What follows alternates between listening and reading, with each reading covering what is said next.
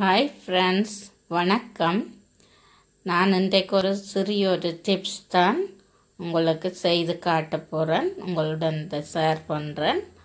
நான் எப்படி காய்கறிகளை ஃப்ரீசரில் ஸ்டோர் பண்ணி வைக்கிறேன் என்பதை உங்களுடன் பகிர்ந்து கொள்கிறேன். இப்படி நீங்கள் வைத்தால் ஒரு நீண்ட நாட்கள் காய்கறிகள் கெட்டு போகாமைக்கு இருக்கும். கடைசி ஒரு மாதம் நார்மல் கூலிங்கில் கிடாமைக்கு இருக்கும். இப்போ வாங்க வீடியோக்கு போகலாம். இப்படி வைத்தால் நீண்ட நாட்களுக்கு இந்த மிளகாய் கிடாமைக்கு இருக்கும். பாருங்க,